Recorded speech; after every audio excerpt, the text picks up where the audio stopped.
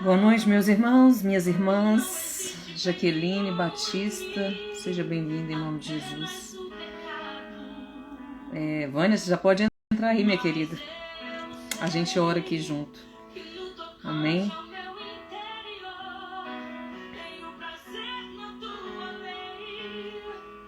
És o meu amado.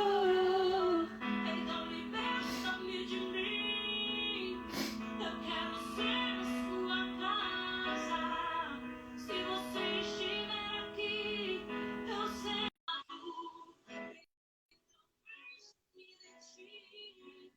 E que não haja mais espaço.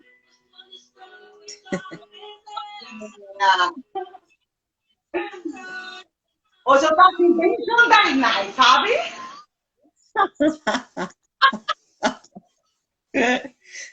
Ó, ó, que eu costumo pensar que eu sou meia perua, hein? A paz, Nádia.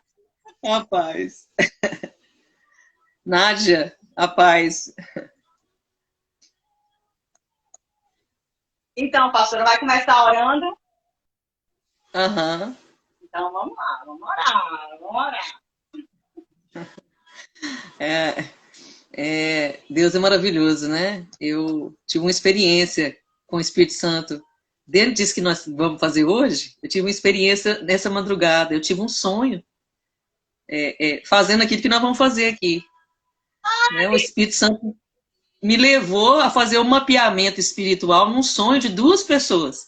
Depois eu te contar, uma pessoa específica. Que Deus mostrou algo assim tremendo da vida dele, da fortaleza que está na vida dessa pessoa, né? E eu falei, Jesus, como o Senhor é lindo. Né? Eu acordei, depois eu fui digerir o sonho, fui pensar, né? E o Espírito Santo, não, meu, é assim, assim, assim. Eu falei, gente, o Espírito Santo é tremendo. Né? E eu creio que ele vai trabalhar aqui nas nossas vidas e através das nossas vidas nessa noite. Amém, Né? amém, amém. Amém. Pai, muito obrigado por esse momento que o Senhor tem nos proporcionado toda terça-feira, o Senhor tem nos ajuntado aqui. A tua palavra diz que se dois ou mais estivessem reunidos em seu nome, ali o Senhor se faria presente. E o Senhor se faz presente aqui no nosso meio. Então, vem nessa noite ordenando a bênção do Senhor, Pai, sobre nós, sobre a vida da Vânia, sobre a minha vida, sobre a vida de cada irmão, irmã, sobre a vida de cada pessoa que vai entrar e vai participar conosco aqui, que vai receber também essa live compartilhada.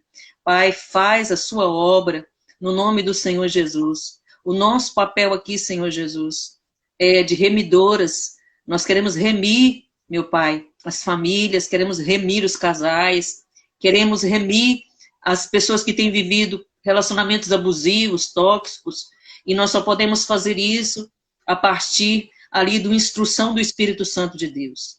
Então, Espírito Santo de Deus, nós entregamos essa live nas suas mãos e que o Senhor possa conduzir ela conforme a sua vontade, não a nossa, em nome de Jesus. Pai, usa a Vânia e me usa como um canal de bênção nessa noite, em nome de Jesus. Amém. Amém. Eu começo ou a senhora começa, pastor? Pode começar. Então, o texto que eu vou falar, né? O texto áudio, vamos botar assim, está lá em 2 Coríntios 10, que diz assim, Coríntios 10, 3. Portanto, embora vivendo como seres humanos, não lutamos segundo os padrões desse mundo, pois as armas da nossa guerra não são terrenas, mas poderosas em Deus para destruir fortalezas. Destruímos vãs filosofias e arrogâncias que tentam levar as pessoas para longe do conhecimento de Deus. Só até aqui. A proposta é a gente falar um pouquinho sobre guerra espiritual, né? Então, eu vou falar sobre a conquista de... Nós vamos falar, né, pastora? A conquista de território da alma, aqueles territórios que foi perdido muitas vezes lá na infância, né? Mas eu quero falar um pouquinho sobre guerra espiritual e começar a falar sobre dividir essa guerra em 3 níveis, né?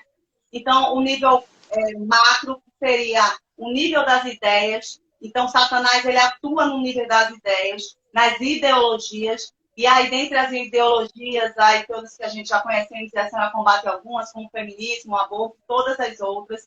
Então, ele vai atuando a nível macro, né? Nas ideias, né? Na ideologia.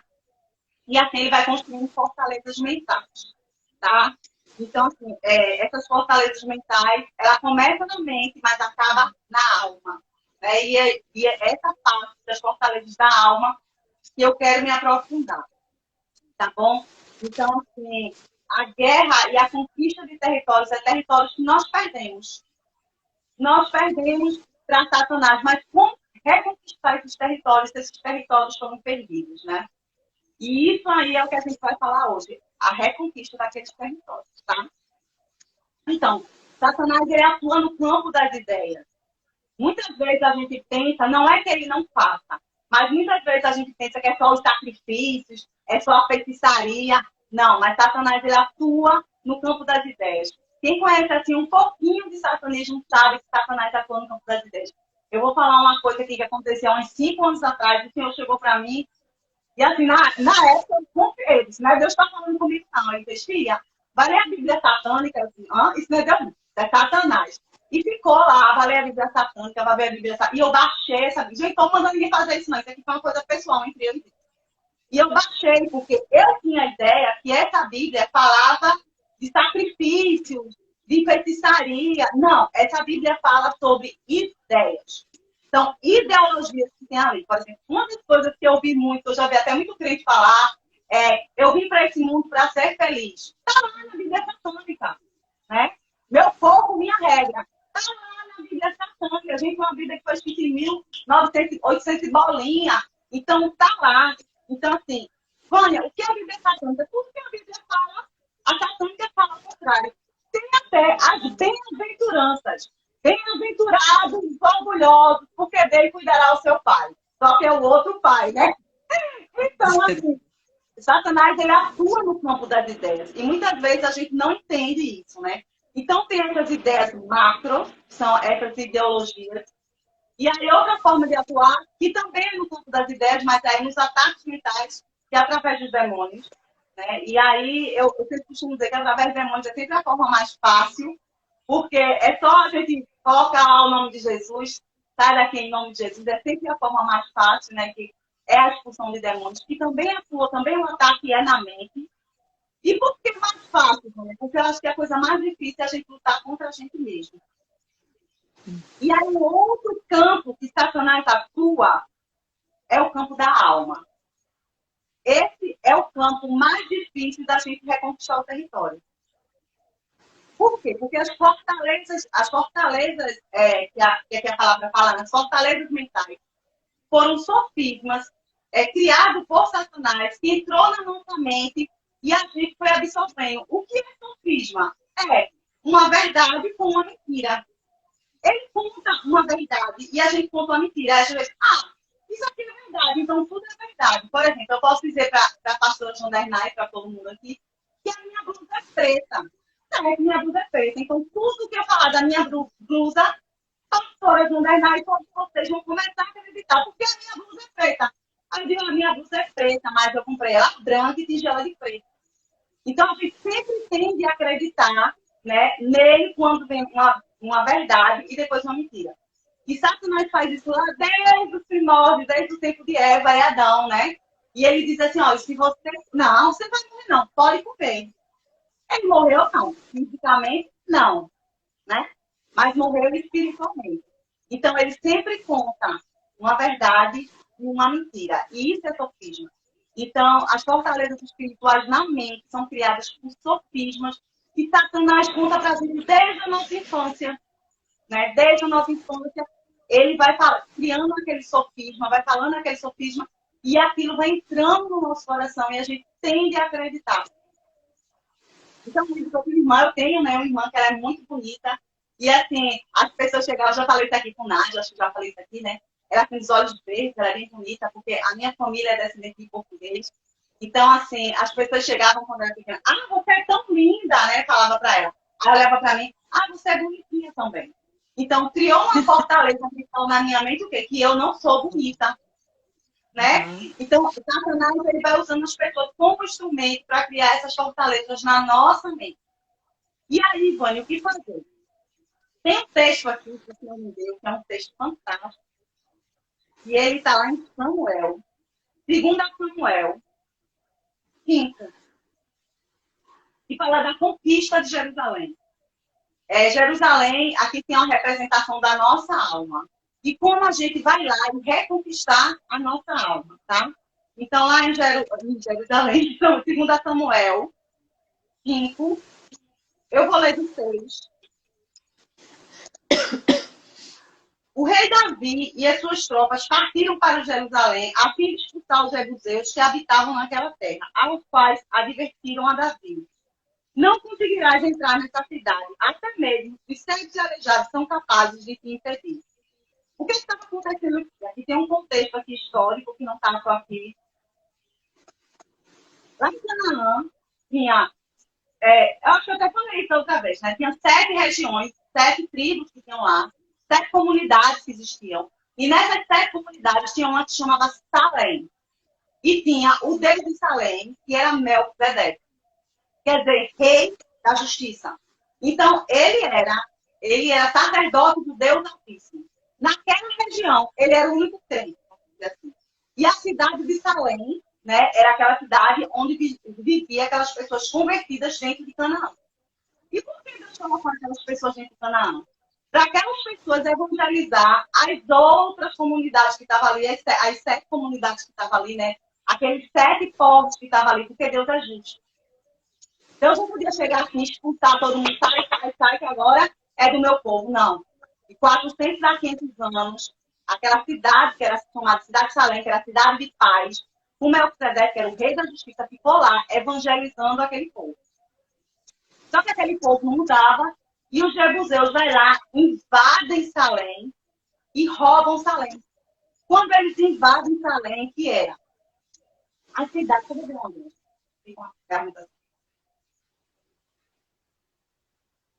Quando os jebuseus invadem Salém, Melquisedeque já tinha morrido, né? Quando os jebuseus invadem Salém, ela sai de Salém, que é a cidade da paz, e aí se torna a cidade dos jebuseus, a terra pisada, ou o homem que manda, né? Pode ligar aí no mistério, né, pastora? E aí, quando Satanás ele entra na nossa vida, é assim mesmo que ele faz na nossa alma, ele pisa a nossa alma e faz a gente andar mancando, porque isso é aquilo que está dentro da alma dele, é aquilo que está no espírito de Satanás fazer com o homem, é pisar o homem, né? E aí, quando acontece isso, depois de muitos anos, Davi vai lá e vai invadir Jebus, né, que é a cidade dos jebuseus. E quando Davi vai invadir Jebus, os jebuseus falam assim para Davi. Olha, eles ficam sabendo que Davi quer invadir Jebus. Assim, Davi, menino, os cegos e os aleijados aqui da cidade, dá conta de Davi. Então, assim, os jebuseus é aquele tipo de pessoa, claro que usada, né, pelos demônios, que ela trabalha com invalidação. Elas trabalham com humilhação e invalidação. Então, os jebuseus eram os últimos povos, né, que ficaram na terra de Canaã, e eles eram considerados os piores, porque eles trabalhavam na alma das pessoas. Eles não iam com pistola, com guerra, ia também, mas ele começava a atingir o psicológico. Era a mente que jebuseus atingia, né? E aí ele trabalhava com validação, humilhação. Davi, o menor da sua casa, invadir a gente aqui. Que a gente somos jebuseus. Então, quando Davi, ele ficou sabendo que Jebuseus falou isso, ele se armou, né? Mas não só se armar, assim, se armar mesmo, mas se armar por dentro. E dizer assim para eles, vamos ver se eu não vou lá e entro. E tiro eles de lá. E aí, Davi, Deus... Eu creio que Deus deu a estratégia para Davi e disse assim, você vai entrar pelas fontes de água. Os jebuseus, eles tinham feito uma fonte de água, 2 coisas que os jebuseus fez. A fonte de água, que era numa rocha. Ninguém sabe até hoje como eles pegaram aquela rocha, era rocha maciça, talharam e fizeram água. Um caminho bem estreito que até hoje existe lá em Jerusalém. E outra coisa que eles fizeram uma fortaleza de pedra sobre toda Jerusalém. Eles fizeram uma fortaleza, né, para que eles não tivessem ataque e não perdessem a cidade, e a fonte de água. E Davi disse assim, eu vou entrar na cidade e eu vou entrar pela fonte de água, pelo lugar mais improvável, né? Eu vou entrar pela fonte de água. E eles entraram, era um lugar muito estreito, e assim, quilômetros andando para entrar na cidade. Um lugar bem estreito, até hoje essa fonte existe, né, chamada Fonte de Davi, a fonte das águas lá. Mas eles não entram em pé, eles têm que entrar afastados. E o caminho é muito estreito. Então, assim, para se recuperar aquilo que Satanás roubou da gente, primeiro o caminho é estreito. Não tem para onde ir, o caminho é estreito. E a gente vai ter que passar pela pedra que é Jesus. A gente vai ter que ter as atitudes de Jesus. A gente vai ter que perdoar, a gente vai ter que amar, a gente vai ter que orar pelos inimigos. Não tem como tirar a nossa alma dessa prisão espiritual. Não tem como sem passar por esse processo, passar por dentro da rocha. E quem pensa que passar por dentro da rocha é fácil, não é. É muito fácil estar na igreja sentada no mantinho glorificando ao Senhor. Mas é como se eu disse, minha filha, hoje você vai orar para aquela pessoa que magoou e está falando com você. E aí, a gente vai ter que passar por dentro da rocha, naquele lugar apertado. Mas naquele lugar também tem água, tem refrigério, né? E essas muralhas, no reino espiritual, essas muralhas que estão lá, cercando Jerusalém, elas só caem com a quebra dos sofismas. Então, é a quebra da palavra. É quando eu escuto a palavra e digo, não, eu não sou menor do que os meus irmãos, não. Eu tenho o Senhor e o Senhor vai na minha frente. É ter atitudes igual a de Davi, né? Quem é esses filisteus que estão afrontando Deus vivo, né? Então, eu sou aquilo que o meu pai disse que eu sou. Então, essa quebra dessas muralhas espirituais que causam fortalezas na nossa mente, elas vão ser quebradas quando nós começarmos a agir pela palavra. Não é o conhecimento que vai quebrar as fortalezas. O conhecimento não quebra fortalezas. O que quebra fortalezas... A paz, Márcio! O que quebra fortalezas, na verdade, é eu fazer o que a palavra manda. Se é perdoar, eu perdoo mesmo sem querer. Se é orar pelos meus inimigos, eu oro. Se eu acho que uma das piores coisas é orar pelos inimigos. Eu não sei para vocês, mas para mim não é fácil. Orar pelos inimigos, para mim, não é fácil. Eu acho que para quem é crente de verdade, talvez deve ser, porque para mim não é. Né? É aquela pessoa que está falando de você, é aquela pessoa que está desvalidando, é aquela pessoa que está te humilhando. E você está lá orando e pedindo para que Deus abençoe, que salve, né? que liberte, enfim. Então, a quebra dessas fortalezas vem igual a Davi, passar pela rocha. E o caminho é estreito, o caminho não é um caminho que eu passo assim, né? Um caminho que eu passo todo encolhidinha, me ralando mesmo, me ferindo. Então, muitas vezes, essas fortalezas espirituais estão na mente há anos das pessoas. E essas fortalezas não são quebradas, porque elas não querem realmente fazer aquilo que precisa. Ai, minha sobrinha linda está na Itália. Beijo, Carol. E a gente precisa, para quebrar essas fortalezas, né, realmente espirituais, é fazer o cumprimento. Agora, o cumprimento não é fácil, né, pastora? Fale aí se o cumprimento é fácil. Pode falar, pastor. Como é que é? Vai. O cumprimento, cumprir, passar pela roça, pelo caminho estreito, não é fácil, né? Ah, claro. O processo é o mais complicado, né? A gente quer logo chegar no propósito, quer chegar logo na bênção, né? E nós pastores, nós líderes, Deus nos deu uma incumbência e precisamos entender isso, né, o mais rápido possível para poder emancipar as pessoas, né? Os crentes precisam ser emancipados. As pessoas que estão doentes na alma precisam ser emancipadas. E nós infelizmente, com esse papel de pastoreio, não estamos fazendo isso. Levando as pessoas para esse lugar de cura, né? A gente tem que levar as pessoas para serem curadas. Não basta só no momento de crise ali das pessoas que estão caminhando com a gente ir lá fazer uma visita, tomar um cafezinho lá, fazer uma oração. Então, são coisas que estão lá na alma daquela pessoa há anos, desde que ela nasceu, de repente. Né? E nós, como líder, como terapeuta espiritual, né? como fazer uma terapia sistêmica. A Bíblia fala de terapia sistêmica, né? É voltar lá na genealogia, voltar lá nos parentes, na família, né? Da onde a gente nasceu, da nossa constituição lá, da nossa origem, e fazer esse mapeamento espiritual, fazer essa cura, fazer essa libertação, mostrar o caminho de saída para essas pessoas, né?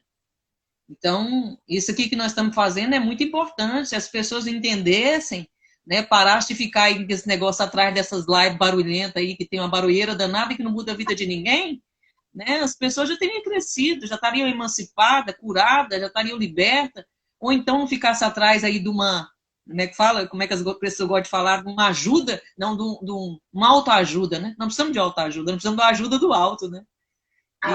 E nós estamos aqui com esse papel de remidora, de falar sobre esse assunto, de entrar nesses lugares e bem estreitozinho, né? Para poder ajudar as pessoas a saírem, né? A serem curadas, a serem libertas. É isso. E aí eu vou falar das fortalezas de Jebuseus, né? E tem muito a ver lá com o grupo, né? Mágicos Vitoriosos.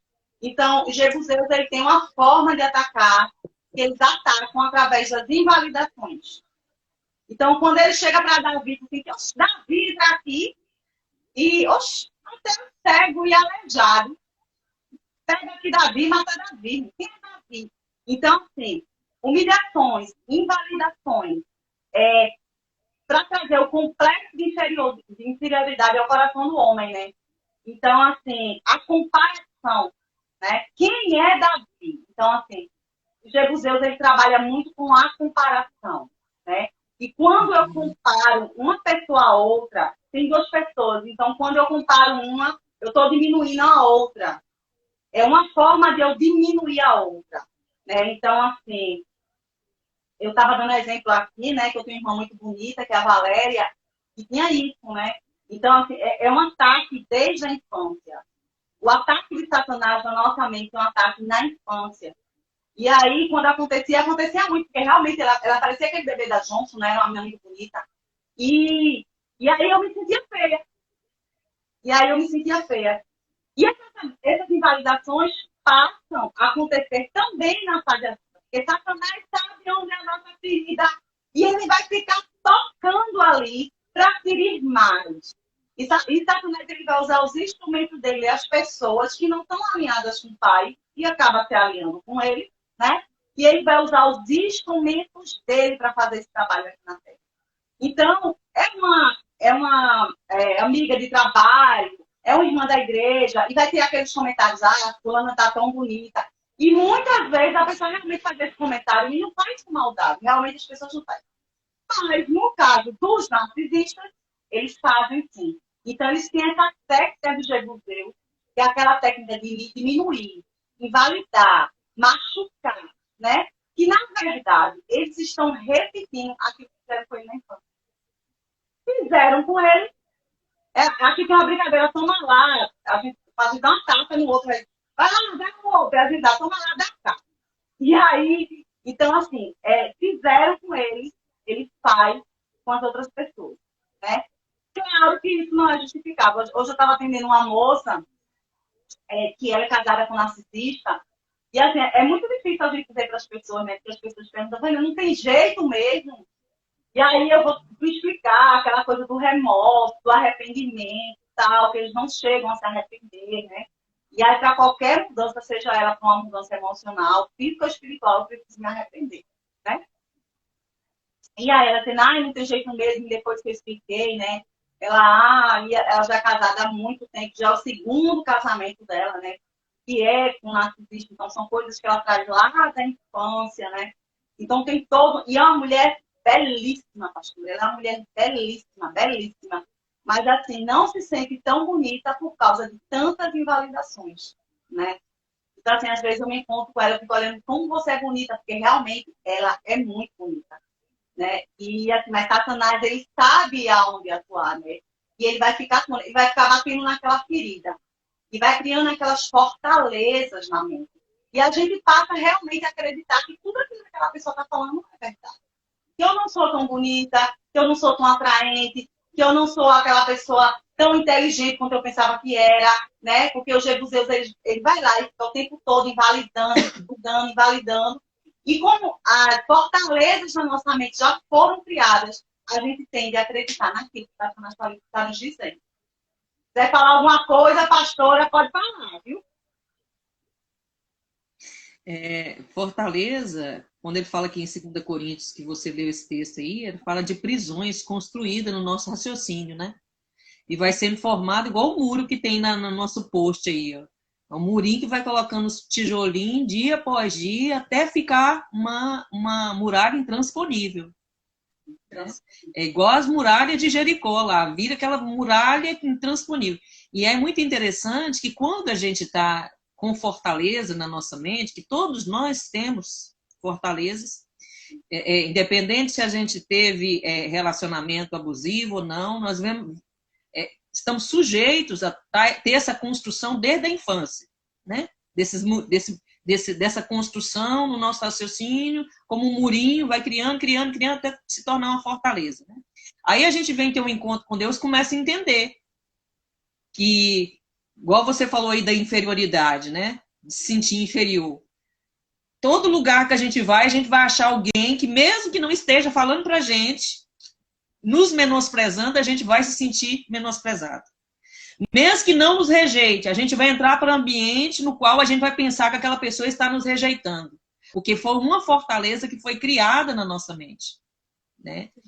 E por isso que precisa de uma ajuda de um mapeamento. Precisa de uma ajuda de um espia. Né? Como foi espiar lá Jericó, que entrou lá para dentro da cidade de Jericó e entrou para dentro da casa de Raabe.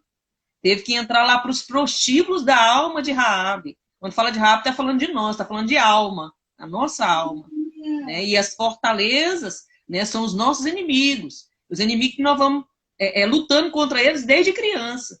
Igual você falou aí, uma mãe e um pai pode fazer isso com o filho. Falar que um é mais inteligente e o outro não é tão inteligente. Não é?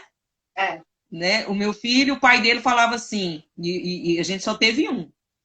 Ele falava assim, tudo que o Yuri fazia, ele falava, você é burro. Você é burro. E o Yuri criou essa fortaleza que ele era burro, que ele não aprendia. Mas não era que ele não aprendia, era a forma do pai dele falar com ele. Era gritando, era xingando. Aí ele não ia aprender mesmo, não. Ele tinha que ouvir uma pessoa, né, com paciência. E todos nós temos nosso tempo. Todos nós temos... aprendemos de uma forma. Outros aprendem ouvindo, aprende mais ouvindo, né? Aprende mais escrevendo, né? Então, ele teve uma dificuldade, mas formou, né?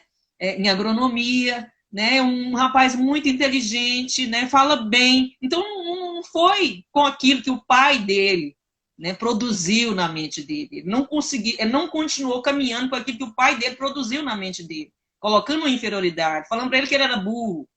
Né? As fortalezas foram quebradas no decorrer do tempo, dele ficar ouvindo o contrário.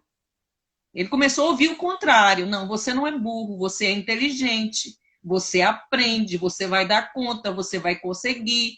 E para ele foi mais difícil, porque ele teve que lutar contra todos que estavam ao redor dele lá, da família que era muito inteligente, todos já tinham formado, né? Então ele foi uma luta externa, interna, para ele conseguir vencer essas fortalezas, né?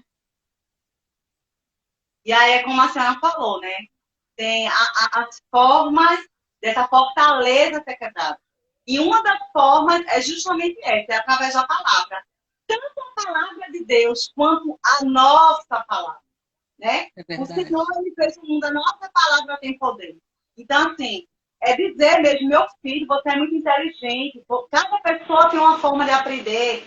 E é justamente isso, trazendo, né, para... A minha sobrinha entrou aqui e eu vou falar do exemplo dela. A minha sobrinha morou comigo há algum tempo e assim, eu sou aquela pessoa que faz tudo muito rápido, né? E ela é aquela pessoa bem, assim, bem vagarosa. Aí um dia eu falei, gente, foi eu que falei. Aí eu disse, Amanda, tu é muito vagarosa. Pronto. Ela pegou essa palavra e guardou no coração. Por mais que eu diga assim a ela, olha, minha filha. Aí depois eu disse, não, você não é vagarosa. Você é uma menina que Deus fez você para os detalhes. Então, Deus vai usar você nos detalhes. Por isso que você tem calma para fazer as coisas, né? Mas todas as vezes ela me diz, não, porque mais ela me disse, faz 10 anos, viu? Mas ela me disse que eu era vagarosa. Por quê? Porque o nosso cérebro, tudo que a gente escuta pela primeira vez, a primeira sensação, a gente capta.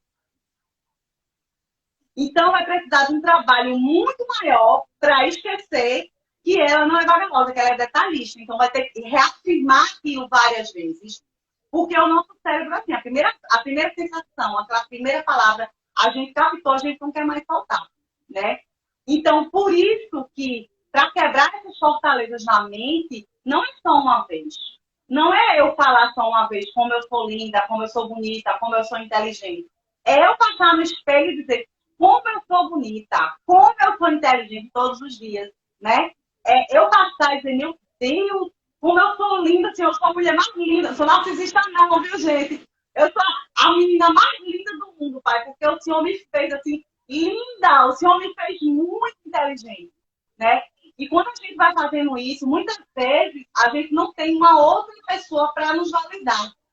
Então, a gente mesmo tem que se validar, né? A gente mesmo precisa. Na verdade, a gente precisa se validar. Porque muitas vezes o marido não valida, porque nem aprendeu na casa dele.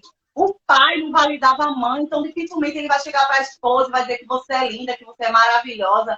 Porque o pai destacava a mãe com indiferença. Então, assim, a gente precisa aprender a se validar. E quando a gente aprende a se validar, a gente não deixa o outro nos invalidar, né? Então, assim, eu sou linda, mas tu tá gorda, né?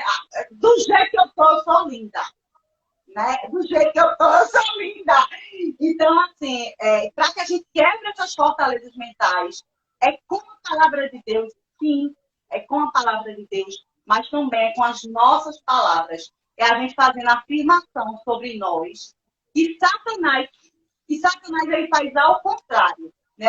Todas aquelas afirmações que Satanás fez ao contrário, né? As comparações, né? E a gente traz um novo olhar para aquilo, a gente ressignifica aquilo. Então, hoje eu olho para mim e meu parceiro, ela é linda, mas eu sou mais bonita do que ela. Eu sou mais bonita do que ela.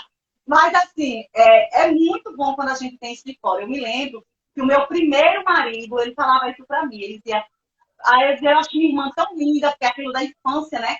E ele dizia, mas, Vânia, você é muito mais bonita do que ela. Então, claro que uma validação de fora é tudo que nós queremos, mas nem sempre nós vamos ter.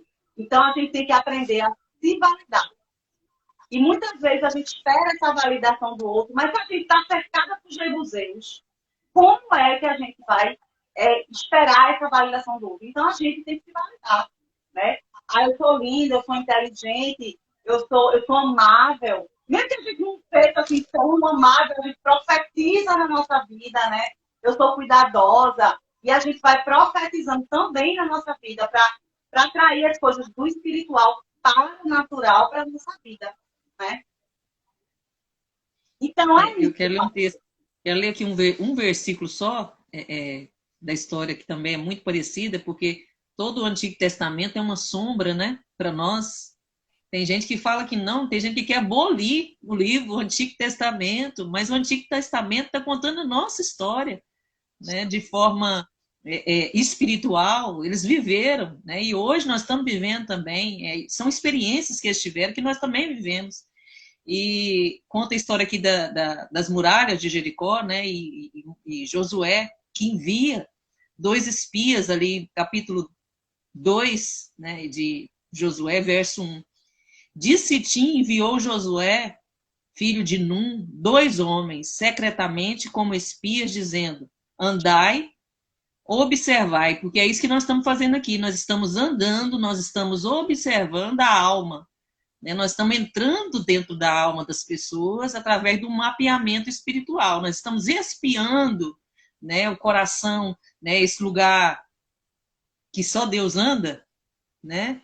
Que a pessoa essa pessoa só vai ser liberta se ela se expor, né, para esse espia, ela se expor para essa pessoa que está fazendo um mapeamento, se ela se expor para o pastor, se ela se expor lá para o terapeuta, para o psicólogo, né, ela vai encontrar os lugares de saída, de cura, de reconstrução, de restauração. Então ele envia esses 2 espias para observar a terra, andar na terra, a terra de Jericó. Foram, pois, e entraram na casa de uma mulher, isso não é simbólico, é espiritual, de uma mulher prostituta, cujo nome era Raabe, e pousaram ali. Né? Então esses homens entraram ali para fortaleza, porque Raabe morava em cima dos muros. Né? Raabe morava no muro.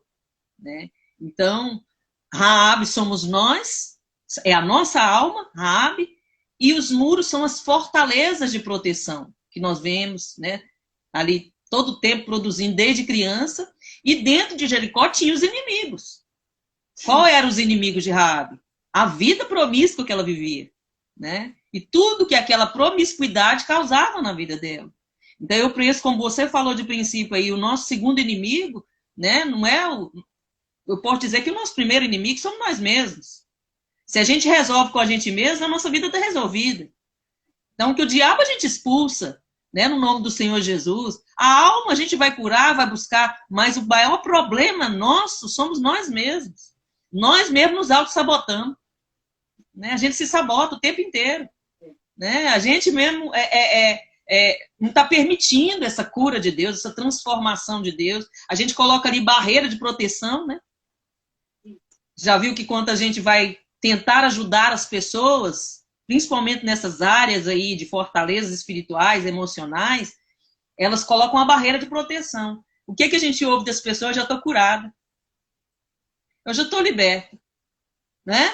Então a gente vive dentro de uma igreja que 40% da sociedade são cristãos, protestantes, mas 40% também, a estatística fala que 40% dessas pessoas se tornaram apóstatas, saíram da igreja e se tornaram o pior da sociedade. Os antigos cristãos, crentes que levantaram a mão um dia, hoje são pessoas que fazem mal para a sociedade.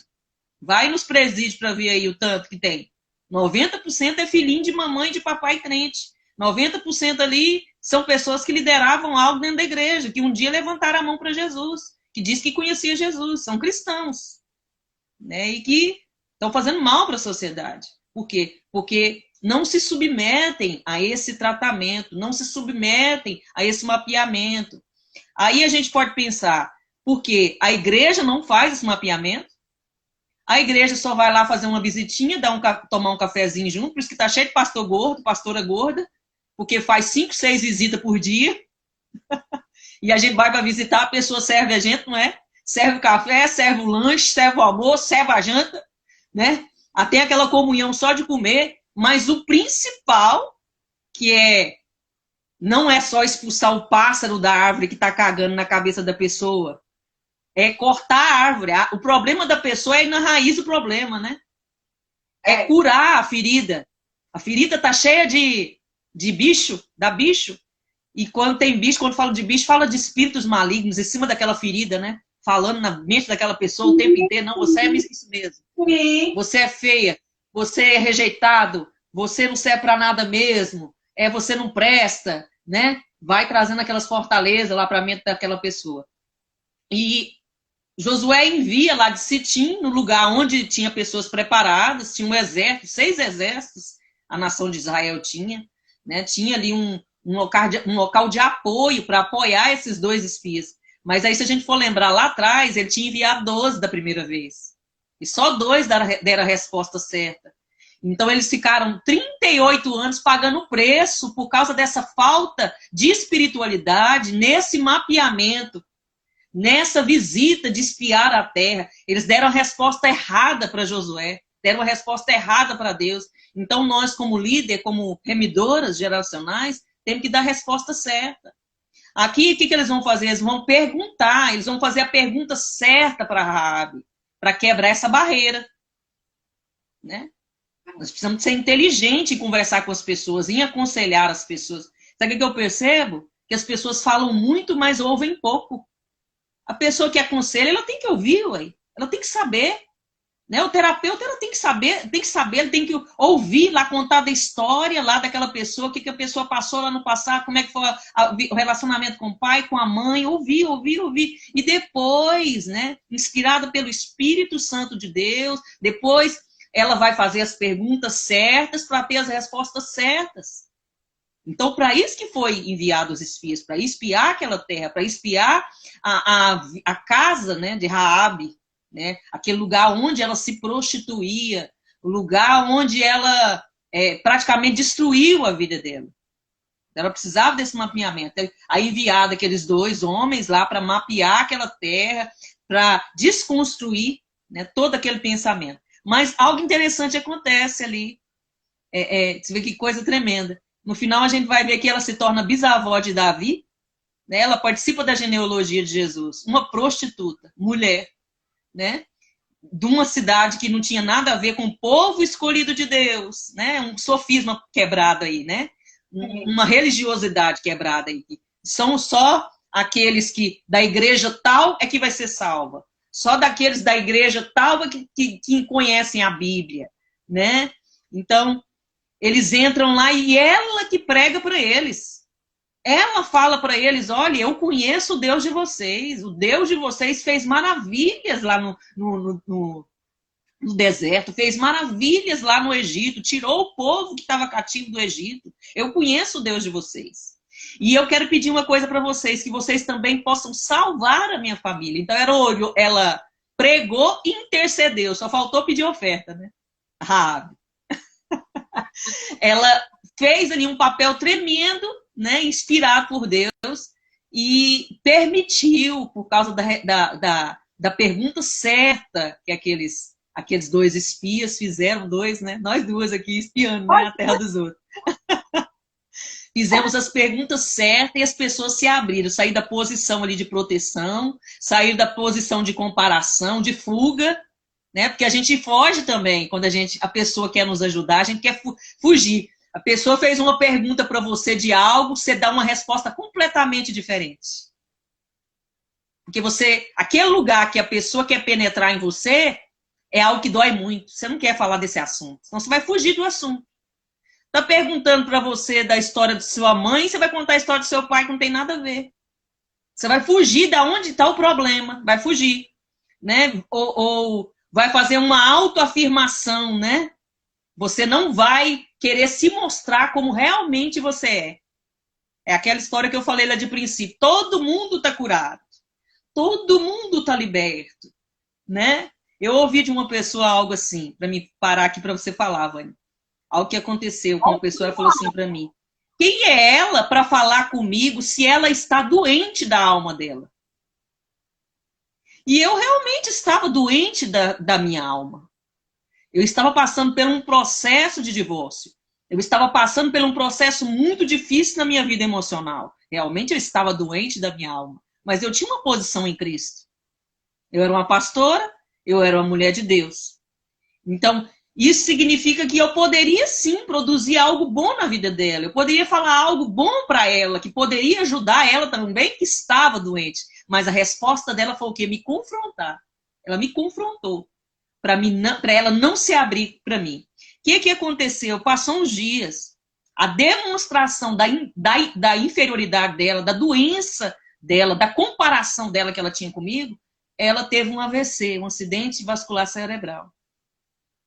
E realmente ela expôs ali que ela estava realmente doente da alma dela. Então a gente tem que ter cuidado, né? Porque se a pessoa está vindo para nos ajudar, é lógico que a gente vai observar, porque tem muita gente que está querendo ajudar e não está querendo ajudar é nada, né? Está querendo saber da sua vida para te expor, né? Mas você está lá dentro da igreja, tem um pastor lá que você confia, né? Tem a Vânia aqui que é uma terapeuta.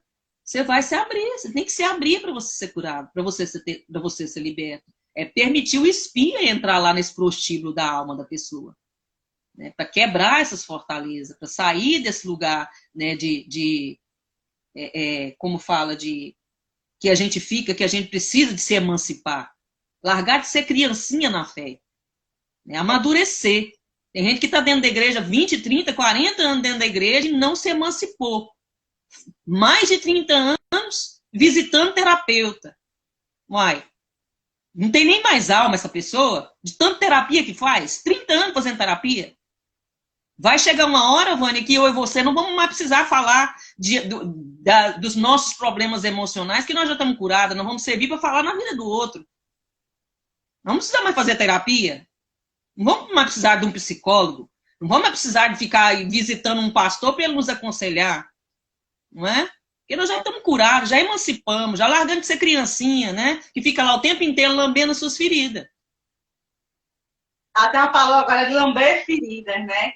E aí, assim, aonde tem ferida, habita demônio. Não tem para onde ir, gente. Aonde tem ferida, os demônios estão lá. E, assim, muitas vezes, assim, na religião, né? As pessoas falam assim, ah, porque eu tô curado, porque eu tô curado. Mas, assim, todas as pessoas que eu escutei demônios eram cristãos que estavam dentro da igreja. Então, assim, não tem como, né, a gente dizer que nós não estamos precisando de ajuda. Então, assim, muitas vezes a gente pensa o seguinte, ah, não, mas eu não sou adúltero, ah, mas eu não... Às vezes é um perdão. Os piores endemoniamentos que eu vi foi por falta de perdão. Endemoniamentos horríveis. Eu estava até conversando, eu acho que foi com Nádia, que eu fui para um local que não era, eu estava lá, mas eu não estava ministrando pessoas.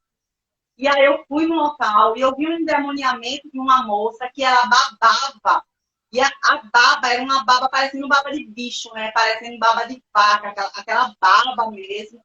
E era um perdão de um abuso sexual que ela tinha sofrido e ela não conseguia perdoar. Então, assim, os piores endemoniamentos que eu vi na minha vida, aquela coisa da pessoa se arrastar no chão, parecendo uma cobra, sabe? Aquelas coisas assim que a gente só vê em filme de terror, foi por falta de perdão. Então, muitas vezes, a gente que é cristão, a gente não valoriza o perdão. A gente acha que o perdão é besteirinha, que é uma bobagemzinha, né? Que o perdão, gente, olha, a pessoa não perdoa. Ou a pessoa está opressa de demônios, está passando por uma opressão, ou está endemoniada. Não tem outra coisa. Ou a pessoa está opressa, ou está endemoniada. Os demônios estão lá, ó, na mente da pessoa. Opressão. Ou estão dentro da pessoa. Então, assim, infelizmente, né, é uma realidade espiritual que muitas vezes a gente fecha os olhos porque a gente não quer ver, porque a gente quer dizer que é céu, e não é céu, gente. Isso aqui não é céu, isso aqui é batalha, né? Igreja não é a noiva, né? Que a gente vai casar ainda com o Senhor, aquela roupa todinha de noiva. Vai chegar esse dia, eu creio. Mas, por enquanto, a gente está de armadura, né? A gente tem uma espada, a gente tem uma coraça, a gente está de armadura. A gente não está de noiva ainda não vai ao casamento, né? Quando chegar lá no casamento, a gente vai dia da noiva. Mas ainda não chegou o dia da noiva, né? Então, a gente é uma noiva que hoje a gente está de armadura e a gente precisa entender isso, né? E a igreja está gritando. Então, assim, crianças se endemoniando. Pastor, eu fui no interior da Bahia e eu fui justamente dar um curso na Bahia de libertação. E quando eu fui dar esse curso na Bahia, quando era de manhã, a gente ia na casa, eu fiquei na casa de missionários, graças a Deus, amo eles. Fiquei lá na casa, e de manhã a gente ia na casa daquelas pessoas, né? E aí, tinha uma criança que estava assistindo televisão. E essa criança, eu estava vendo um vídeo do pai que estava preso, né? E ela estava lá vendo aquele vídeo do pai. E eu cheguei na sala e ele estava lá vendo o vídeo do pai. Aí eu fiz, quem é esse? Ele fez, é meu pai. Mas bem estranha, uma criança bem estranha, bem arisca, né? E eu olhei assim para a mãe, estranhei o negócio da criança e conversei com a mãe. E a mãe disse, não, porque ele ama o pai, ele é apaixonado pelo pai, ele vê esse vídeo o tempo todo. E eu fugi de lá porque o meu ex-marido tentou me matar, né? E por causa disso, né, ela fugiu lá do local onde ela estava, se escondeu do interior da Bahia, né? E o menino estava lá assistindo aquele vídeo. E aquilo me incomodou, o Espírito Santo me incomodou, ele bota a mão na cabeça dele. Na hora que eu botei a mão na cabeça dele, eu fui orar por ele. Mãe, posso orar? Que geralmente eu peço, né? Aí ele falou, e aí você não vai lá comigo, não. E ele fez assim, e aí tem demônio. Porque criança não tem essas coisas, né? E na hora que eu consegui botar a mão na cabeça dele, esse menino se endemoniou. E foi um dos endemoniamentos mais feios que eu vi. E foi assim, uma criança, né? O olho do menino ficou todo branco e ele começou a dizer, sai daqui, sai daqui, sai daqui. Então, assim, os demônios entrou no menino por causa daquela dor profunda, da saudade que ele tinha naquele pai. E a gente, igreja, fica brincando, desculpa, gente, mas a gente fica brincando de fazer eventos. Acabou, gente, acabou. Jesus está voltando, entendeu? Não é mais eventos, agora é batalha. E os tempos estão cada vez ficando piores. E esse menino, realmente, ele se endemoniou. Foi um endemoniamento, assim, tipo aquele endemoniamento que a cabeça roda, sabe? E um filme exorcista, sabe? E, assim, foi uma coisa horrível, horrível. A mãe cristã, o menino ia para a igreja. Então, assim, a gente, como igreja, a gente precisa se posicionar, tomar uma posição, né? A gente está muito apática, achando que é tudo eventos. Não é que eu não gosto de ir para igreja, não, viu, gente? Eu vou. Teve conferência de mulheres, eu vou. Congresso de mulheres, eu vou. Mas a gente tem que ir mais com a madura para saber que a qualquer momento a gente pode ir para campo de batalha, tá bom? Então, E esse é um trabalho diário que a gente faz, né? é um Isso é um trabalho trabalho diário. diário, né, Mônica? A gente faz dentro da igreja. Todo dia está chegando alguém, né, para a gente aconselhar, todo dia está chegando alguém para a gente falar, né? Nós estamos aqui online, nós estamos aqui na internet, mas quantas pessoas que têm vindo até nós, né? Pedindo um aconselhamento, pedindo uma palavra. E a gente também não pode fazer aquele papel que a gente costuma fazer, de dar uma profecia, de dar uma mera oração, né? A gente tem que ter um assunto sério com aquela pessoa, uma conversa séria com aquela pessoa, né? E eu vejo que é muito importante o trabalho de um terapeuta cristão. Um terapeuta cristão, eu penso que é uma coisa maravilhosa que a igreja tem, né? E que deve valorizar, né? Porque nós somos um ser triuno, nós temos corpo, alma e espírito, né? Então tem coisas que o terapeuta entende que o pastor não entende, que ele não teve ainda, pode dizer que ele tem revelação, mas não tem ali as ferramentas, né? A instrução de como chegar em lugares, como chegar naquele prostíbulo da alma daquela pessoa com mais facilidade, não vai saber fazer as perguntas certas, né? Muitas das vezes vai fazer, como eu falei, vai ficar falando ao invés de ouvir aquela pessoa para saber qual que é o problema realmente dela, porque de repente a pessoa está contando uma história para nós que nem é verdade. Sim, sim. Né? Vai lá chegar e vai contar uma coisa que não tem nada a ver, como narcisista, né? Ele engana o próprio terapeuta, ele engana o próprio psicólogo, né? Então, se a pessoa não tiver ali instruída com as armas, vamos dizer assim, naturais da ciência e com as armas espirituais, ela vai ser facilmente enganada.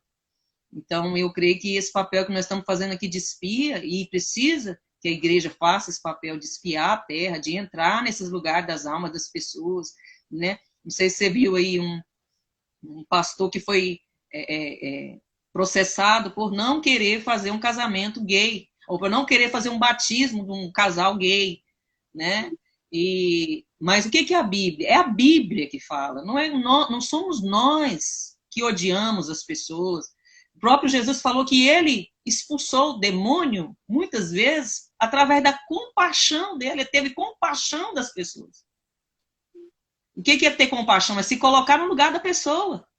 Então, nós que somos líderes, que estamos dentro da igreja, a gente não tem ódio de homossexual, a gente não tem ódio de lésbica, a gente não tem ódio do ladrão, a gente não tem ódio do narcisista, a gente não tem ódio de ninguém. A gente compadece da pessoa, a gente se coloca no lugar da pessoa, a gente quer ajudar aquela pessoa, não é? Então, e como que a igreja ajuda a pessoa? Usando a nossa ferramenta. Qual que é a ferramenta que a gente tem? A Bíblia. Então, Jesus fala que o pecado dois homens e duas mulheres juntas, né? É pecado, é a Bíblia que está falando. Não é o terapeuta que está falando, não é o pastor que está falando que tem ódio, não quer o convívio daquela pessoa ali. Não é, né? A gente quer receber essas pessoas na igreja. A gente precisa de receber essas pessoas da igreja. Não é uma igreja inclusiva, não. Jesus não está falando que a igreja é inclusiva, que ela inclui. Não. A graça é para todos. É para o mundo que Deus deu a graça. Favor imerecido é para o mundo. Mas o que é que as pessoas precisam fazer? Receber a graça. Receber o perdão. Né? Então, nós como papel aqui de fazer incluir essas pessoas nessa terapia, incluir essas pessoas na genealogia de Jesus, né? Que Raabe foi incluída ali, mesmo sendo uma prostituta, ela tinha tudo para dar errado. Eu tinha tudo para dar errado, você tinha tudo para dar errado na sua vida. Mas um dia alguém, né, foi ousado de falar para nós, de nos fazer a pergunta certa e a gente responder. Não, qual foi a minha resposta que eu dei quando fui para Jesus?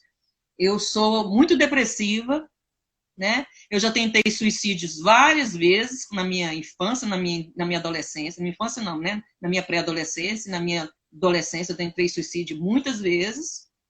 Então eu sou eu caminho para esse ambiente aí de não gostar de mim.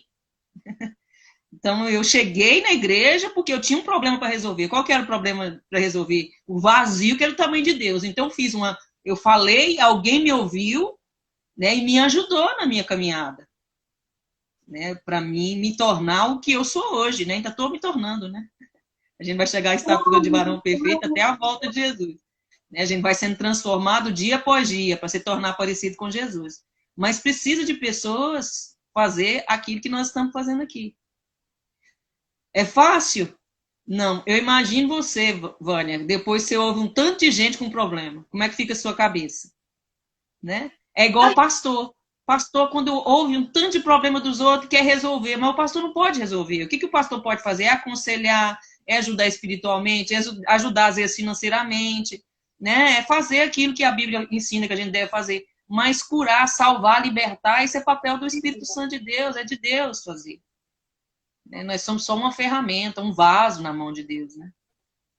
E que o Espírito Santo continue nos dando essa capacidade, essa compaixão, colocando essa compaixão no nosso coração por essas vidas, né? Porque não existe pecado, pecadinho nem pecadão. Eu era uma cachaceira. Comecei a beber com 13 anos de idade, porque todo mundo na minha casa bebia. Eu fumava porque todo mundo na minha casa fumava, menos minha mãe. Meu pai, enquanto estava vivo, a gente fazia guerrinha de cachaça. Vamos ver quem bebe mais pinga, pai.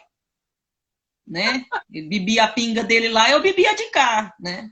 Pai, o que o senhor quer? Aí ele falava para mim, compra lá, filha, um pacote de cigarro para nós, do Calto, né? Que tinha que ser do melhor.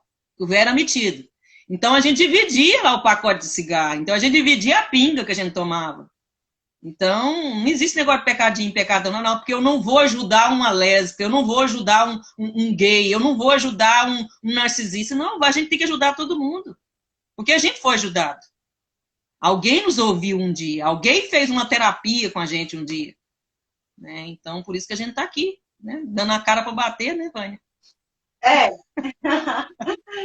E aí, pastora, como a senhora estava falando, né, de olhar o território e muitas vezes, assim, aquilo que aparentemente não tem problemas, né, que a gente olha assim, aparentemente não tem, quando a gente vai para dentro, tem muitos problemas.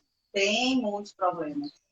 Então, teve um caso não foi eu que acompanhei esse caso, foi uma amiga minha.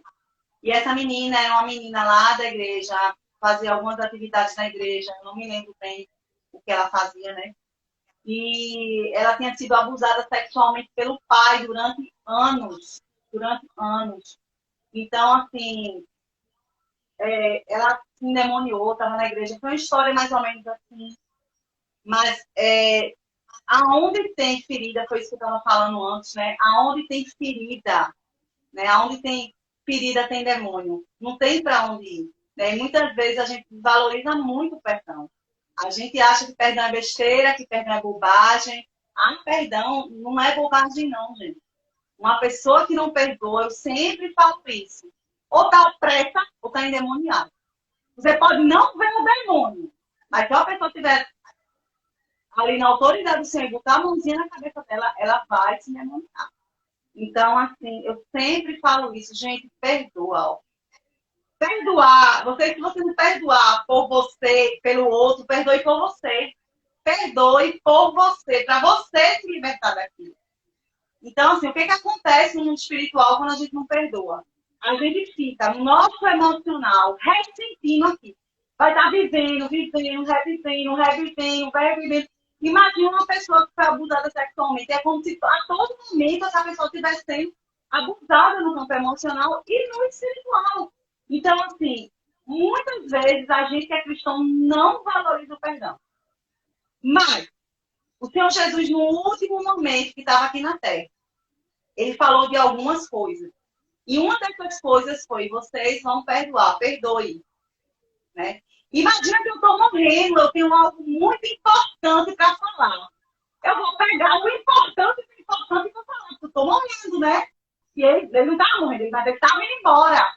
Então ele pegou algumas coisas importantes para falar para a gente. Uma dessas coisas foi perdoar.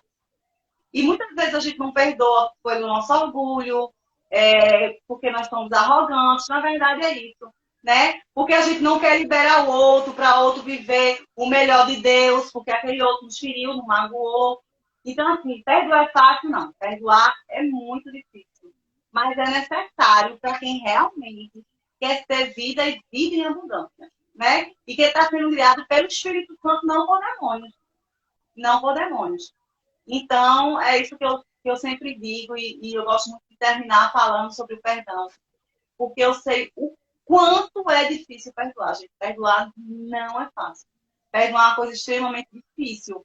Mas se você perdoar o que causou a raiz do problema, você vai sair perdoando todas as outras pessoas.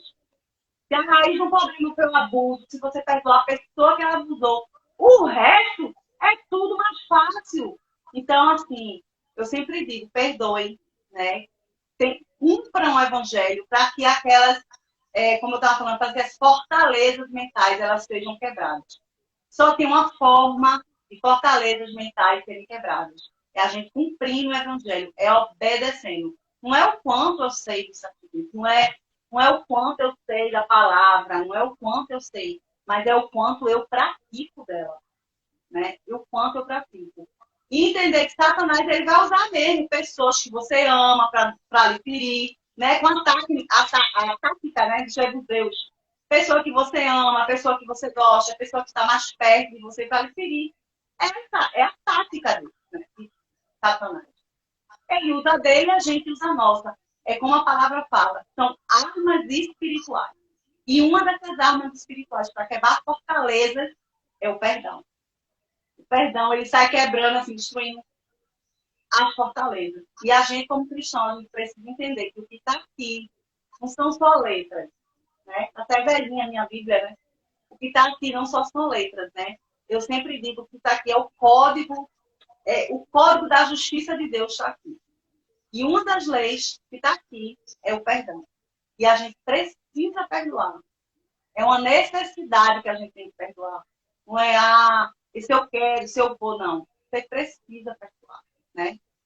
Mesmo aquela pessoa que invalidou, lhe machucou, lhe humilhou, né? Falou coisas que você não era, disse que você era louca, disse que depois que você não era louca. A gente precisa perdoar, não tem pra onde ir. Aí, às vezes, eu estou atendendo as vítimas lá dos narcisistas, né? Que também tem um nível de dependência muito alto. Eles olha, precisa perdoar, né? Que a maioria é cristã. Olha, como é que eu vou perdoar? Vai ter que perdoar. Perdoar é quando você pega o lixo que a pessoa jogou em você, a pessoa veio, um saco de lixo. Aí pegou aquele saco de lixo e jogou em você. Então, perdoar, você pega todo o lixo que está no chão que a pessoa jogou em você. Dá um saco no lixo e ó, esse saco aqui não pertence a mim. Esse saco pertence a você. Então, aqui tudo que você falou de mim, ou fez comigo, isso não pertence a mim, isso pertence a você. Entrega e vai embora. Tá bom? E aí, com ele, Deus, o que ele vai fazer com aquele saco, se ele vai perdoar também ou não, é um problema dele, né? Então, o maior problema, às vezes, das pessoas com perdão dentro da igreja, os religiosos, vamos dizer assim, né? Porque dentro da igreja tem muita gente religiosa, que ela mantém ali um sofisma, né? Que é um engano na mente dela, que ela é cristã, que ela se relaciona com Deus, mas ela é uma mera religiosa, um mero religioso. Ela é um frequentador de igreja, é uma pessoa que ocupa os bancos da igreja, até dizima, oferta, né? Ora, prega, né? Tem um relacionamento ali aparente com Deus. Então, essas pessoas, muitas das vezes, quando você vai fazer essa anamnese, vai fazer essa terapia, quando você vai espiar a alma dessa pessoa, qual que é a resposta que essas pessoas vão dar? É que elas já perdoaram. Eu já perdoei, não tem problema de perdão com elas. Né? E como você já disse aí, quantas pessoas que são território exclusivo de Deus, que são os cristãos, né? Redimidos, que não pode haver dentro daquele território outro Deus que não é o nosso Deus, não pode habitar dois senhores naquele corpo, e que manifestam demônio. Porque 90% deles são pessoas que são religiosos, que não conseguem perdoar. Não conseguem perdoar. E outros têm esse problema do perdão como uma autoproteção, se eu posso dizer assim, para o vitimismo. Eu vou. Não, porque ciclano me feriu. Aí, como o meu caso, né? Você viu o que aconteceu esses dias aí, que você estava junto, né? Do perdão que eu tive que dar para quem me abusou. Eu tive que dar o perdão, eu já tinha dado o perdão, mas eu tinha que liberar com a minha boca. O que estava acontecendo ali era algo espiritual, principalmente para mim. Se foi da parte da outra mentira, é problema dela com Deus. Mas eu liberei com a palavra para ele. Né? Eu falei, não, eu te perdoo o seu adultério. Eu perdoo a sua prostituição. Eu perdoo todo o mal que você me fez. Eu não sou obrigada a gostar de você. Eu tenho que te amar.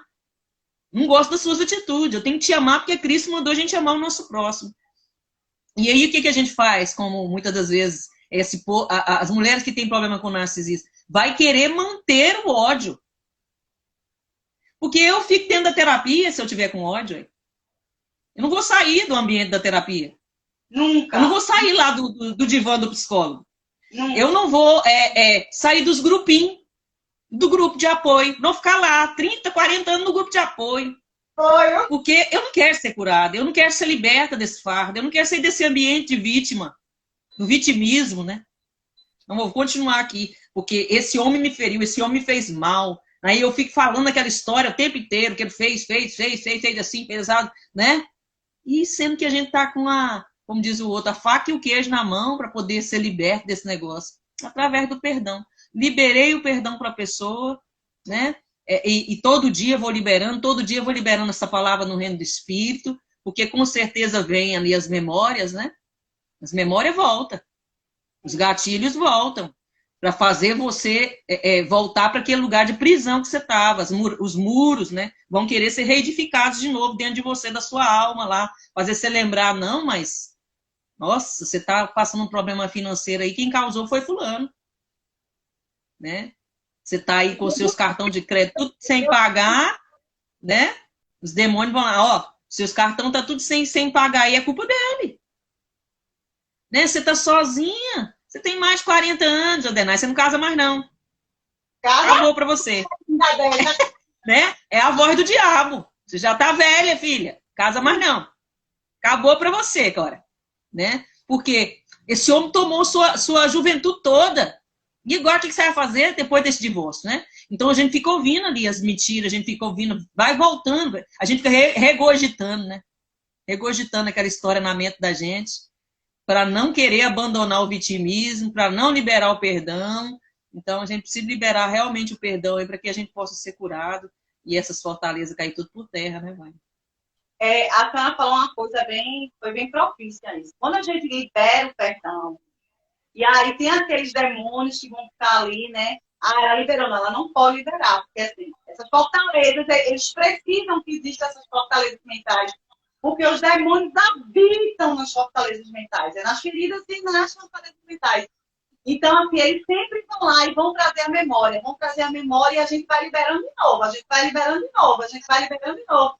E vai chegar um dia que essas fortalezas vão cair todas e eles vão ter que sair, né? Porque a gente fez a nossa parte no campo espiritual, a gente fez aquilo que a lei manda, né? Aquilo que o Senhor falou, perdoe, né? E assim, e a gente quer ficar no vitimismo. Tem mulher gosta muito de vitimismo, pra falar a verdade. Mulher tem pé lá no vitimismo, né? tem um pezinho lá no vitimismo, mas como o Senhor Jesus estava lá na cruz, e assim, não só foi a crucificação, né? A gente pensa que só foi só a crucificação. Então, assim, ele foi xingado, ele foi humilhado, cuspiram na cara dele, falaram um monte de coisas que ele não era. Imagine que esse amado o Senhor Jesus, né? E no auge da dor dele, ele falou assim, Pai, perdoa, porque eles não sabem o que fazem. Então, assim, isso Exatamente. serve como exemplo. Nosso mestre fez isso, o Senhor Jesus fez isso. E a gente precisa dizer isso, Pai, perdoa, porque ele não sabia o que estava fazendo, né? Mas a gente quer ficar pequenininho, não, ele sabia, ele sabia, ele sabia. Aí, assim, gente, é como a pastora Jandernay falou, né? Quem não perdoa é passar a vida toda nos grupinhos, né? Tá falando lá, os grupos são ótimos, porque quando a gente tá ferida, tá magoada, a gente é validada pelas mulheres, mas aquilo ali é um tempo. Eu passo um É, tempo, eu me restauro, e aí eu vou ajudar outras mulheres a se restaurarem, né? E aquilo ali é um tempo, aquilo ali não é para eu ficar a vida toda, o vitimismo não é para eu estar ali, né? Tá roendo, como Nádia falou, roendo, tá corroendo aquilo ali. Não é. Aquilo ali é temporal, né? Para que a gente possa é, levar a polda do Senhor. A gente leva aquela polda que dói, né? E depois a gente floresce. Aquilo ali não é para a gente ficar a vida toda, né? É para que a gente venha a florescer, né? E que a gente dê mais frutos, porque a polda serve para a gente dar mais frutos. Eu não gosto de ser poldada, não. Mas a polda serve para dar. Então, pastora, quer falar mais alguma coisa? Eu acho que a gente está eu com quero mais. ler aqui. Nós já passamos um pouquinho do tempo aqui, mas tá bom. Né? Tá muito bom a conversa, né? A gente não quer parar. Lá no começo, né, você falou a respeito dessa construção, né? Das ideias. Das ideias. Foi o que você falou, né? Construção das ideias. Então, foi construído na nossa ideia esse vitimismo, né? Sobre a mulher, né? Sim. Lá do Éden, né? Esse vitimismo, né? De querer tirar a mulher do diabo, querer colocar a mulher no papel que ela não deve estar, né? De falar assim, não, tipo assim, Deus não está falando tudo que você precisa, Deus está tirando você de canto. Deus está amando mais a Adão. Deus está empoderando Adão e tirando você, né? E assim, é engraçado. E vem acompanhando esse negócio, a vida da gente, né? Essa ideia aí, essa ideia do feminismo progressista, né? Foi progredindo, né, na mente, usou Karl Marx lá para criar uma ideia, aí foi usando eu não sei se Simone de Beauvoir, né? E todas as outras feministas, né, que foi criando, foi construindo na mente da mulher coisas antibíblicas, foi construindo na cabeça da mulher uma mentalidade contra o homem, né? Sim. Como é que eu vou ficar contra o homem se eu sair de um homem? Eu saí da costela de um homem. Você saiu da costela de um homem. A nossa origem é de um homem. É o homem que define o sexo da criança. O homem dá a semente para a mulher, para ser colocada para ser gerada, e a mulher entrega um bebê pronto, mas quem dá a semente é ele. E ele é que define que se vai ser homem ou se vai ser mulher. O homem é XY, né? E a mulher é XX. Olha como é que Deus faz coisa linda, maravilhosa. Deus criou o homem para dar identidade para os filhos, se eles vão ser homem, se eles vão ser mulher. É o homem que direciona. Por isso que eu falo que Deus é o cabeça do homem, o homem é o cabeça da mulher. Então, por isso que dessa desconstrução, né, dessa família disfuncional que nós estamos vivendo, de tantas feridas que a gente vem reproduzindo, né, desde a nossa infância até aqui, porque o homem foi tirado do papel dele. O homem saiu do papel dele. E você vê aí, tudo é mulher, né? 90% das pessoas que nós falamos é para mulher. Sim. Não é homem. É mulher. Apesar que os homens também têm problema. Eles não falam, né? Eles querem manter aquele papel lá de machão, mas eles têm muito problema. E o que é que mostra que eles têm muito problema? É o feminicídio. É o rancor que está dentro do velho Adão, dentro do homem, né? Não, eu vou matar porque tem um rancor ali, por causa que a Eva não foi submissa, Eva foi manipuladora lá no Éden, o homem continuou guardando esse rancor dentro dele, E ele reproduz essa alma dele aí com mágoa contra a mulher, matando a mulher. Então tá tudo bagunçado. A gente precisa de remir a terra, né? Remir a igreja, remir os casais, remir a família, remir as crianças. Elas precisam ser remida, curada. Nesse século é remir, ser remida. E é isso mesmo, nós precisamos ser remidas como mulher, né? Porque como a senhora falou, Eva ela não assumiu o erro dela, né? Se Adão não assume, Adão disse, não, foi a mulher que me desse. Mas Eva não assumiu. Aí, foi a serpente. Não, a serpente induziu, certo? Mas quem comeu, né? Então, assim, o vitimismo não foi fulano que fez comigo, foi ciclano que fez comigo. Então, a gente leva essa coisa de vitimismo, né? Que vem da serpente, vem de Eva, vem das nossas avós, das nossas bisavós, né? E está tudo muito errado. Então, a igreja precisa ser remida. É como a senhora falou, os casais precisam ser remidos. Nós precisamos voltar ao original. O que é ser remido? Voltar aos planos de Deus, né? E os planos que Deus tinha para Eva e para Adão eram outros. Eu estava conversando com o Nádia essa semana e disse, Adão, eu sinto nos homens um ódio da mulher tão grande, né? Porque, imagina, Adão estava no paraíso. Aí Eva vai e expulsa Adão, porque quem expulsou, na verdade, foi a atitude deles. A Eva vai e expulsa Adão. Imagina como esse homem era revoltado com essa mulher. Imagina Tirou da vida dele a pessoa mais importante, né? Tirou da vida de Adão a pessoa mais importante que Adão tinha, que era Deus. Acabou a comunhão. Morreu, né? Quem perde Deus, inicialmente morre. Eu estava até me lembrando hoje que teve um tempo que eu fiquei chateada com meu pai, tive uma briguinha com ele, mas eu morri, mas é uma briguinha bobinha. Mas eu morri porque eu pedi uma coisa e ele não quis me dar, eu fiz feito criança, né? Eu quero, mas eu quero. E aí, naquela época, assim, eu morri, né? Então, imagina Adão, que falava com Deus assim, face a face, né?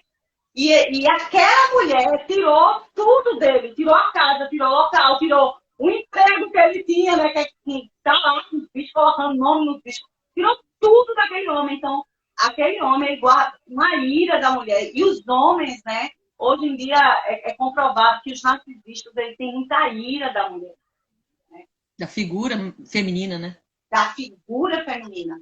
Ele tem uma ira da figura feminina muito grande. Então, assim, não só os narcisistas, como vários homens. Aí a gente vê... Hoje eu estava vendo a situação aqui que postou um homem que ele botou aqui no rosto da moça o nome da ex-mulher dele, né? Botou o nome dele aqui, fez uma tatuagem, né? Então, assim, é muita raiva, é um poder de destruição muito, muito grande, né? Que o homem tem. O homem tem um poder de construção que foi dado por Deus. Mas como ele não é remido, ele tem um poder de destruição. Ele destrói, né? Porque o homem ele não está conseguindo construir muita coisa. E o homem ele foi feito... Se tornou o mal da sociedade, né? Se tornou o mal da sociedade. Porque ele não é remido, né? Ele não é remido. E a gente precisa pedir a Deus todos os dias, Senhor, vem aqui e trabalhe em mim tudo aquilo que eu preciso, né? Para que as pessoas olhem para mim e digam, não, ela realmente é uma pessoa, ela é uma pessoa que eu vejo Jesus nela. É fácil isso? Não, gente, não é fácil. Mas a gente precisa, né? Eu acho muito engraçado isso. Eu trabalhava com jovens, trabalhei com jovens há muitos anos. E eu dizia assim para os jovens, antes da pessoa perguntar assim para você, você é diferente. Antes da pessoa dizer, você é tão diferente, por favor, não diga que é cristão, não. E eu sempre falava isso a eles, né? E aí a minha sobrinha que morava comigo, a Nanda, ela dizia, a menina perguntou lá no colégio, disse que eu era muito diferente. Eu disse, agora você pode dizer que é cristão, né? Aí agora você abre a boca para dizer que é cristão. Porque a gente quer dizer que é cristão antes de a gente mostrar a diferença. E a gente precisa mostrar a diferença para depois a gente dizer, não, eu sou cristão, né? Porque a gente, em vez de a gente estar pregando o evangelho, a gente está sendo contra o evangelho, né? E é isso. A minha irmã falava assim, você está me desvangelizando. Não me desvangelizem, gente, né? Quando a gente tava lá conversando e fofocando, né? A minha irmã tava assim, fervorosa, ela falava, gente, vocês estão me desvangelizando. É isso. Amém. Eu quero ler alguns versículos aqui para a gente acabar aqui, a confissão de arrependimento lá de Davi. E da onde, pastor, para eu abrir aqui? 51. Salmo 51. Salmo 51.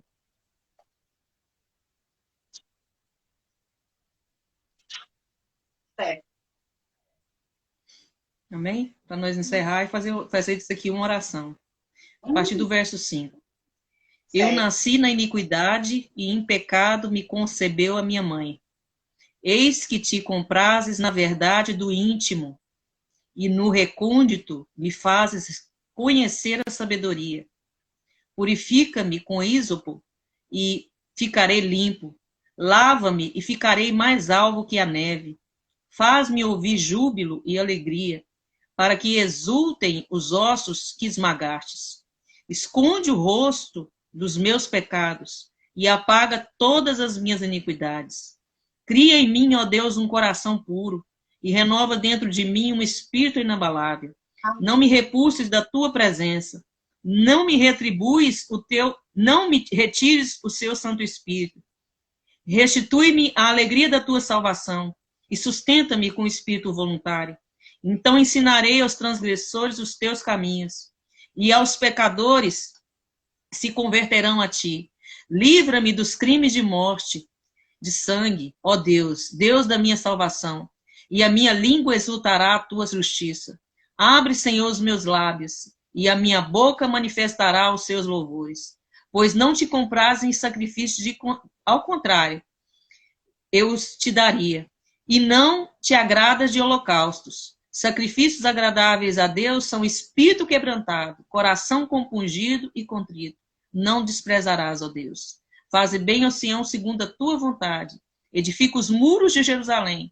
Então te agradas do sacrifício de justiça, de holocaustos, de ofertas queimadas. E sobre o teu altar se oferecerão novilhos. Amém? Amém. Davi, ele reconhece aí a iniquidade dele, ele reconhece o pecado dele, né? E dentro de tudo isso que nós falamos, nós precisamos reconhecer que tem algo de errado dentro de nós, né? Que foi construída ali fortalezas, inclusive através do pecado, né? Pecado dos nossos antepassados, pecados nossos que nós cometemos, né? Aquilo que nós resolvemos, como você falou, da construção das ideias, eu resolvo receber essa ideia para minha cabeça. Eu resolvo me tornar uma prostituta como Raabe se tornou. Né? Ela quis ser. Né? Não é algo genético se tornar um homossexual. Ninguém nasce homossexual. Né? Ninguém nasce ladrão. Né? Ninguém nasce assassino, né? Geneticamente falando. Né? É uma escolha do ser humano. É uma escolha em pecar. É uma escolha em desagradar a Deus. Né? E Davi escolheu aqui, né? Não fazer mais sacrifício de tolo, né? Não oferecer mais sacrifício diante de Deus, ficar lá rezando lá e orando o terço, subindo as escadarias de joelho, né? Ou fazer como nós, ir para os montes da vida aí, achando que tá, né, Deus vai ouvir só pelo fato da gente estar no monte. Não, a gente tem que fazer como ele falou assim, entregar o nosso coração contrito e quebrantado. Esse Deus não despreza. Né, que nós possamos ter nesses dias esse coração contrito e quebrantado. Deus exalta o humilde e ele abate o soberbo. Né, então, que essa soberba, essa arrogância que tem dentro de nós possa cair por terra, para que nós possamos ouvir a Deus. Essas fortalezas aí de soberba, de arrogância que cai por terra. De repente você está me ouvindo aí, ouviu até agora e vai receber essa mensagem. Tem fortaleza de soberba, de orgulho em você. Né? Você está vivendo uma vida só de religião. Você precisa de entender que você precisa ir para esse lugar de entregar o seu coração totalmente para Deus, sua vida totalmente para Deus, e deixar Deus trabalhar, deixar Deus tratar. O processo é doloroso? Mas é necessário.